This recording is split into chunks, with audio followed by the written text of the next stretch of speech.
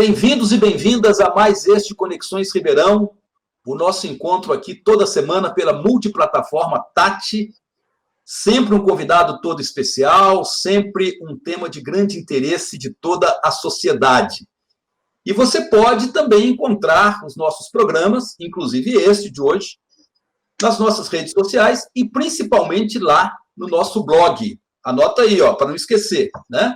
É o www.professorlages.com.br. Mas vamos entrevistar hoje o jornalista e graduado em marketing, né? Clivonei Roberto. Clivonei, bem-vindo, meu querido. Olá, professor Lages, tudo bem? Tudo bem?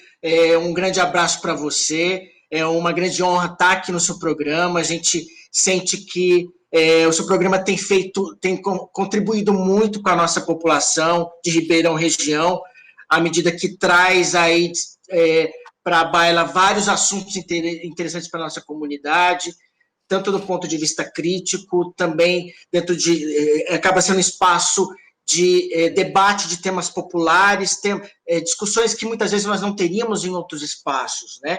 E é uma grande honra receber esse convite seu. Ô, Clivonei, honra toda nossa, meu caro, né? Estar com você aqui hoje para a gente falar um pouco sobre comunicação, sobre saúde também, né? Que você está atuando agora, no momento, comunicação na área de saúde, falar um pouco da sua formação, da sua trajetória, né, da sua passagem lá pela Pastoral da Juventude, formação nisso também que você tem. Então, vai ser um papo muito interessante, né? Clivonei, você é formado em jornalismo e marketing, como eu disse aqui na apresentação, e já atuou em diversos veículos de comunicação aqui de Ribeirão Preto, né? E foi também assessor de imprensa nosso, chefe de gabinete, inclusive, nosso lá na Câmara, quando eu fui vereador, nosso gabinete, né? E na sua formação você tem uma coisa muito especial, muito assim diferenciada, que você fez uma pós-graduação em juventude, né? E tem seu diploma reconhecido pela Faculdade de Filosofia e Teologia dos Jesuítas, lá de Belo Horizonte, né? De grande renome, inclusive, esse curso e essa faculdade. Você tem sua trajetória muito ligada aos movimentos sociais e aos movimentos de direitos humanos, de juventude, né? Foi membro, inclusive, da Pastoral da Juventude aqui da nossa Arquidiocese de Ribeirão Preto, foi também do Estado de São Paulo e fez parte, inclusive, da coordenação nacional da PJ, tá? Em nível nacional, você foi parar lá, né? Agora, a gente vai começar a nossa conversa, Clivonei, pelo que você está fazendo hoje, né? Atualmente você trabalha como jornalista em veículos voltados para a gestão em saúde. Fala um pouquinho disso agora para a gente. Vamos começar por aí, Clivonei. Como é que é atuar como comunicador em gestão de saúde nesse momento, inclusive nesse momento da pandemia, né? Não sei se mudou muita coisa aí para você, para o seu trabalho, mas não dá para falar de saúde hoje sem falar no coronavírus, no Covid-19, na pandemia, essa coisa toda, né? Fala um pouquinho do seu trabalho hoje, como é que está sendo. Vamos lá, então, Lages, eu trabalho num grupo de comunicação, cuja sede é Ribeirão Preto, inclusive. A gente produz conteúdos para mídias digitais, inclusive videocasts, fazemos lives diárias e também temos revista e fazemos também eventos na área de saúde. E voltado à gestão, né? A gente sabe que quando se fala em saúde, logo se vem à cabeça o conhecimento de questões técnicas, que é fundamental. Mas para se gerir um hospital, para se gerir processos dentro de uma Secretaria de Saúde, é necessário que se tenha acesso a conteúdos ligados à gestão do negócio, à gestão do funcionamento dos processos, e é nessa seara que a gente leva conteúdos, né? Mas, como você disse, a gente não teria como deixar de trazer para as nossas discussões a questão da pandemia, do enfrentamento do novo coronavírus, e frente a isso, todos os profissionais do setor da saúde têm sido impactados por conta aí dessa pandemia, né? Na verdade, eles são aqueles que estão na linha de frente. Toda a sociedade mundial está sendo impactada, mas eles estão realmente na linha de frente. E eu tenho tido uma grande satisfação de conversar com pessoas seja live, seja para nossas entrevistas, entrevistas dos eventos, entrevistas para a revista, sobre a pandemia, né? E a gente sente que nós estamos num momento sem precedentes na nossa história, um momento em que o nosso país já ultrapassa a casa de 78 mil óbitos, mais de 2 milhões de pessoas infectadas, fora as subnotificações, e continuamos dentro de um mar de descasos, dentro da mais profunda falta de coordenação desse problema, né? E diante de tudo isso, diante desse cenário caótico, não há como a gente vislumbrar para as próximas semanas, para os próximos meses, a solução do problema. Enquanto a gente vê outros países já podendo efetivamente abrandar as políticas de isolamento social, nós ainda não temos o processo de queda dos óbitos, de queda do índice de contágio, e ao mesmo tempo a gente vê que, por força da pressão do setor econômico, muitas comunidades, muitas cidades, muitos estados estão voltando a relaxar o isolamento social, e eu temo que, se hoje nós temos 78 mil mortos em meados de julho, eu temo que podemos ter números exponenciais nas próximas semanas. Espero que não. A OMS, na última semana, disse que o Brasil já atingiu um platô, já está conseguindo entrar numa situação de poder controlar a pandemia no país. Mas eu temo que isso não aconteça, né? Principalmente por conta da desinformação e do conjunto de mentiras que tem sido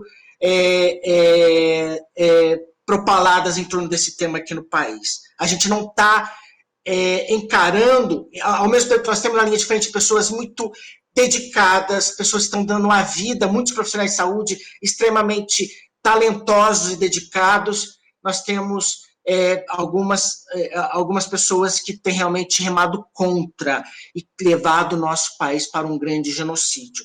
Não só nos centros urbanos, mas também nas aldeias indígenas, nas grandes áreas de favela que a gente tem nos centros urbanos. Enfim, eu vejo que a pandemia no Brasil não está controlada e nós precisamos tentar estancar esse momento de procurar outras alternativas falaciosas para enfrentar o problema, cloroquinas da vida para enfrentar esse problema. A gente não precisa de cloroquinas, a gente precisa de gestão séria, com base científica. Precisamos entregar nas mãos daqueles que realmente conhecem a gestão desse problema no nosso país. Você é um comunicador, né? E está trabalhando justo nesse momento da pandemia, em comunicação, em gestão de saúde. E você falou uma questão aí no final da sua colocação, das pessoas acreditarem em mentiras. E você tem uma combinação terrível, que é o negacionismo junto com as fake news, né? E nós sabemos que as fake news na área de saúde, elas têm um potencial de destruição, enfim, de propagação, né, da desinformação, pior às vezes do que até na área da política. Isso já tinha sido alertado há muito tempo, as fake news na área da saúde. Problema contra a vacina, a favor de tratamentos não reconhecidos aí pela ciência, pela medicina, etc. Como é que você poderia analisar para a gente essa combinação do negacionismo, as pessoas negarem a pandemia e às vezes terem uma atitude na vida negacionista, mesmo que use máscara, coloca a máscara aqui no pescoço, abaixo do nariz, enfim, as atitudes e procedimentos que acabam se baseando no negacionismo, dizendo que não é tão sério assim, dizendo que os números estão sendo exagerados pela mídia, não sei o quê, e ao mesmo tempo propagando as mentiras, principalmente pelas redes sociais, que tanto mal tem trazido para toda a sociedade. Como é que você analisa isso? São antigas, né? A gente teve, inclusive, nos anos 70, em plena ditadura militar, a gente teve um surto bastante grave de meningite, que começou lá na zona sul de São Paulo e que poderia ter sido rapidamente debelado mas que, por conta exatamente dessa postura negacionista do governo militar, afinal de contas a gente vivia aquele momento imaginário, né, aquele momento falacioso de milagre econômico, milagre brasileiro, não podemos ter nenhuma comunicação. O Brasil havia acabado de ganhar a Copa de 70, a gente não poderia ter comunicação contrária a isso, né? Tivemos, então, um processo de negacionista da meningite, e isso fez com que a meningite se estendesse pelo país com graves resultados, muitas mortes, durante 5 anos praticamente. A gente chegou a ter o cancelamento dos Jogos Pan-Americanos, que seriam em São Paulo, foram para a Colômbia, se não me engano, por conta da gravidade disso. Apenas em 75, se não me engano, é que o governo militar teve que vir a público externar a gravidade da situação e aí promover uma vacinação em massa da população. Você falou da vacina, realmente a gente também teve esse problema negacionista da vacina, né? Aqueles que acham que a vacina, aqueles grupos que desestimulam a sociedade a recorrer à vacinação, dizendo que que se você for procurar medidas de vacinação, você corre o risco de ficar contaminado. E a gente vê que, depois de a gente ter tido resultados super positivos em relação ao controle de várias doenças, a gente tem tido o recrudescimento disso aí nos últimos anos por conta exatamente das pessoas estarem negando o processo de vacinação, né? O caso disso é o sarampo. E aí vamos falar sobre a pandemia, né? A gente tem, diante a pandemia atual do novo coronavírus, né? A gente tem uma situação exatamente pela gravidade, por estar atingindo não só o Brasil, mas também o mundo. A gente tem uma situação realmente sem precedentes. Só que o Brasil poderia ter tido uma ação, uma coordenação muito mais rápida, muito mais ágil e muito mais assertiva, se ele tivesse, já lá em janeiro, quando surgiram os primeiros casos lá na China, lá na Ásia, e depois na Itália, né, se ele tivesse rapidamente se organizado. Mas não. A gente teve a divulgação no país, a gente teve várias pessoas, inclusive o presidente da República, vindo aos meios de comunicação dizer que tudo não passava de uma mera gripezinha, inclusive sob a inspiração daquele que é o seu maior ídolo, que é o presidente norte-americano, Donald Trump, né? Não, isso é uma mera gripezinha. Veja só, eu sou atleta, eu nunca iria ter problemas com essa gripezinha. E mais, ele disse até que o brasileiro está acostumado a pular poças de esgoto. Imagina que ele vai ter grandes problemas com esse tal de novo coronavírus, né? E ao mesmo tempo, paralelamente, os discípulos de Olavo de Carvalho vieram exatamente propagar notícias de que tudo isso não passava de uma grande armação global, um grande sentimento globalista, comunista, que tinha o objetivo de destruir certos governos nacionais, né? Tudo isso não passava de uma armação. E hoje a gente vê, diante dessa postura negacionista, a gente vê que os óbitos no país não param de crescer. A gente pode ter atingido um platô, mas é um platô trágico de mais de 1.200 mortos diários. Clivonei, muito triste tudo isso, né, meu querido? A gente enfrentar uma pandemia dessa, uma coisa trágica que vai marcar a nossa era, a nossa civilização aí, e ter ainda que lidar com esse problema do negacionismo, das fake news, essa coisa toda. Clivonei, e é sobre juventude que nós vamos falar nesse segundo bloco, né? Você tem formação nessa área e levou essa formação, né? Ou essa formação foi levada, de alguma forma, pelo seu grande engajamento nos movimentos de juventude, tendo, inclusive, participado da Pastoral da Juventude aqui da nossa Arquidiocese de Ribeirão Preto, e também da Pastoral da Juventude no Estado de São Paulo, e chegou até a coordenação nacional da PJ Nacional, né?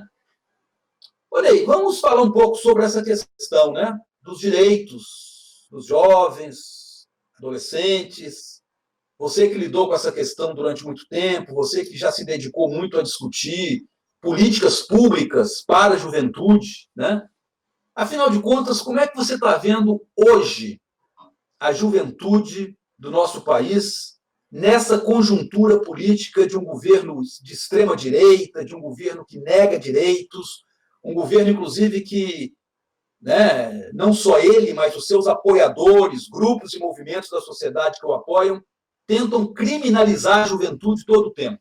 Bem, Lages, quando a gente fala sobre juventude, a gente está falando sobre uma grande paixão pessoal, né? Uma paixão que veio exatamente da minha história dentro da Igreja Católica, dentro das pastorais, onde eu aprendi que na igreja a gente não vai apenas para rezar e para ter um contato íntimo com Deus, mas que também Jesus nos convida a pisar no chão, ir ao encontro do outro, e divulgar as boas novas, tentar construir uma nova sociedade.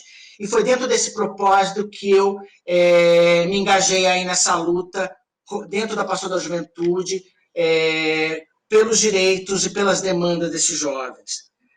Quando a gente se olha para a realidade da juventude, a gente vê o jovem que a gente tinha, por exemplo, o ECA, né? O ECA que é uma grande conquista da nossa sociedade lá do início dos anos 90, que abarca parte da juventude, mas até ali os 18 anos, e havia essa grande lacuna que seria construir uma grande luta por direitos de uma juventude que vai dos 15 aos 29 anos. Essa é a faixa etária, segundo a ONU, da juventude, né? E estar nessa faixa etária, essa faixa etária é um período de grande importância para o desenvolvimento do indivíduo. É o momento que ele escolhe a profissão, que ele vai fazer vestibular, o momento que ele inicia a vida sexual, que ele, inclusive, se define, inclusive, com relação à sua sexualidade, o momento que ele começa a se deparar com relação a alguns dilemas dentro da sua casa. Quer dizer, é uma fase da vida do indivíduo muito importante que precisa ser devidamente tratada e abordada, né? A gente percebia aqueles militantes dos direitos da juventude sempre perceberam que havia uma grande lacuna com relação à busca de direitos nessa faixa etária. Que direitos? Educação de qualidade, saúde. Existe inclusive uma demanda específica de atendimento de saúde especializado nessa faixa etária. Justiça, cidadania, inserção no mercado de trabalho, enfim, várias demandas. E é dentro dessa seara que aí eu me apaixonei e acabei lutando, inclusive no seu mandato, lá no início dos anos 90, você deve se lembrar, a gente, sob a sua coordenação, a gente reativou o Conselho Municipal da Juventude, lembra? Que estava parado, tinha uma lei meio que antiga, lá dos anos 90, e nós buscamos revitalizar e colocá-lo em prática. Trazendo esse período das lutas aí, dos militantes, dos que são comprometidos aí com os direitos da juventude, né? E que, na verdade, já é uma luta histórica, que já vem aí de até outras gerações, né? E você trazendo essa questão para hoje, né? Como é que você está vendo a questão hoje da juventude diante desse panorama político atual? Para a gente analisar hoje, vamos voltar alguns anos atrás, quando nós tivemos, fruto de toda essa militância e organização, a constituição do Estatuto Nacional da Juventude, que foi aprovado ali em 2013, implementado em 2014, com uma luta bastante intensa da Secretaria Nacional de Juventude, na época que era bastante enfronhada nos movimentos juvenis, né? E nós tivemos, então, a implementação do Estatuto, mas hoje, olhando, e o que é esse Estatuto? Esse Estatuto, ele busca a implementação, basicamente, de 11 direitos da juventude. Vamos destacar alguns deles: direito à comunicação, liberdade de expressão, direito à igualdade de acesso à saúde, educação, segurança e justiça. E também trabalho, né? Quando a gente fala sobre saúde, nós não temos uma política, até a gente falou no bloco anterior sobre a realidade do nosso do Brasil, né, com relação à pandemia, mais do que em outros países, muitos jovens no Brasil estão morrendo com o novo coronavírus. Cerca de 25% dos mortos no Brasil não tem nenhuma comorbidade, tem menos de 50, menos de 40 anos de idade, né? A gente tem no Brasil uma situação endêmica que é da violência. Veja só, no último Atlas da Juventude, do IPEA, nós tivemos, esse Atlas foi divulgado em 2019, referente a 2017. Tivemos 65 mil pessoas vitimadas por homicídio nesse Atlas, vítimas da violência. Desses, veja só, Lages, desses 65 mil, 35 mil eram de jovens entre 15 e 29 anos. Então, que futuro vai ter esse nosso país que está passivamente vendo a sua juventude ser aniquilada? Aniquilada por assassinato, aniquilada sem um sistema de saúde decente, e aniquilada mesmo do ponto de vista do exercício da cidadania, de poder gozar de bens materiais também, por que não? Veja só, a gente vive uma situação absurda de crescimento da informalidade no país.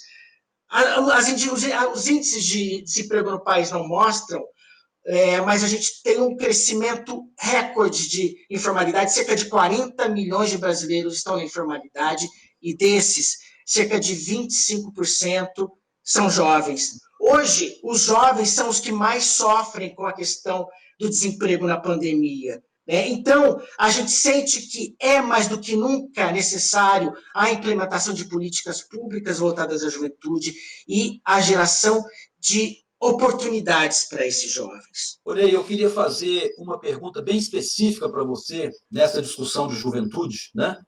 A gente tem os grupos mais conservadores, os movimentos mais aí ligados aí ao bolsonarismo e toda essa coisa horrorosa, né, que a gente está vivendo agora no país, muito contra os jovens e muito contra os direitos da juventude. E uma das coisas, né, que eles sempre batem, sempre ressuscitam, tentam levar à discussão, tentam aprovar, inclusive, leis e projetos lá no Congresso Nacional, é a questão da redução da maioridade penal, né? Está por trás disso toda uma visão de que o jovem é culpado, ele é o responsável pela violência na sociedade, enfim, ele tem que ser, de alguma forma, criminalizado e punido. Como é que você, com toda a sua formação e com toda a sua trajetória dentro da Igreja Católica, nos movimentos de juventude, principalmente da Pastoral da Juventude, como é que a Pastoral da Juventude vê essa questão, essa tese da redução da maioridade penal? A Pastoral da Juventude é totalmente contrária à redução da maioridade penal. Inclusive, nós sempre realizamos campanhas contra não só a redução da maioridade, mas contra o extermínio de jovens que a gente tem na nossa realidade. Porque, na verdade, o que os meios de comunicação mostram, né, inclusive agora muito mais sobre o patrocínio do governo federal, é de que o jovem é o grande problema. O jovem não é o grande problema. O jovem é solução também, porque o jovem é um ser humano com suas virtudes, suas potencialidades, seus erros, seus acertos, e ele precisa ter todas as suas potencialidades trabalhadas e canalizadas da melhor maneira, né? Mas, na verdade, a gente tem a venda de uma imagem de que o jovem é problema. A gente tem isso dentro de casa, a gente tem isso dentro da igreja. Muitas vezes chegam lá dentro da realidade da igreja, o grupo de jovens é um problema, né? Vamos colocar o jovem para carregar cadeira, né? Jovem tem que carregar cadeira, claro, mas o jovem, seja no espaço da igreja, como também no espaço da sociedade, ele precisa ter direito à voz, direito à articulação, à participação, à construção de uma nova sociedade, né? Então, ele precisa de ter seus direitos garantidos, e não é tirando, não é exatamente mudando a legislação com relação à maioridade penal que a gente vai resolver esse problema. Daqui a pouco a gente vai, então, colocar a culpa, não vamos resolver o problema, então a gente reduz de 16 para 14 anos a maioridade penal, para 10 anos, a gente vai chegar na maioridade penal o quê? Para o recém-nascido, né? Porque é isso que a gente tem. No ultramaterno. Pois vai é. chegar no ultramaterno. E, enquanto isso, nenhuma medida contundente com relação aos direitos da juventude são tomadas. E aí o seguinte, nenhuma medida é tomada a favor desses direitos e você não tem políticas públicas da juventude. Aqui mesmo na cidade de Ribeirão Preto, né? O que nós temos hoje no governo Nogueira de políticas públicas voltadas para a juventude? Olha aí, não dá, né, meu querido? Se o Estado não faz minimamente seu papel... Né? A gente tem espaços abandonados, espaços que não são devidamente utilizados. Isso é uma coisa que a gente tem, que eu defendo muito. Não adianta apenas construir uma praça ou apenas construir um campo de futebol se você não desenvolve uma política e insere aquele equipamento público dentro de uma política maior. Né? Porque senão a gente pode acabar tendo aquilo que, por exemplo, acontece em muitas áreas públicas, que é a depredação, é o mato alto, acaba servindo para reunir pessoas que não muitas vezes bem intencionadas, jogam lixo. A gente precisa ter a realização, implementação de ações dentro desses espaços. E não só para o jovem, não, para a terceira idade, para a criança, para a dona de casa. Esses espaços têm que ser revitalizados e apropriados por todas as faixas etárias da sociedade. Olha, infelizmente está terminando o nosso tempo, né? É uma conversa muito legal, que tem que continuar em algum momento. A gente vai estar, né, voltando com você aqui para a gente falar mais sobre juventude. E quero agradecer muito a sua vinda, a sua presença aqui, né? E confiar de que a gente vai ter disposição, força para levar, né, essa questão aí dos direitos da juventude, colocá-lo em bom patamar, né? E realmente nos esforçar junto com outros movimentos da sociedade para que a gente supere essa quadra tão difícil, né? Tão nebulosa, que é esse governo aí de extrema-direita que está nos impondo aí tantas restrições e tanto medo, né? Olhei, muito obrigado por ter vindo, viu, querido? A felicidade é minha, é um grande prazer estar aqui, com relação, mesmo diante desse cenário de tanta dificuldade que a gente vive no atual governo, eu tenho certeza que o jovem vai continuar sua luta, e um dos caminhos para ele continuar sua luta é buscando a implementação dos seus direitos e a democratização dos meios de comunicação. Buscar meios de comunicação que produzam vida e não produzam morte. Então, vamos encerrando aqui o Conexões Ribeirão dessa semana, convidando todos vocês para estarem com a gente aqui na próxima semana, com mais um Conexões. E quem quiser nos acompanhar, vai lá no nosso blog, né? www.professorlages.com.br, que você vai encontrar esse programa também lá, né? Muito obrigado aí por estar com a gente hoje e até lá.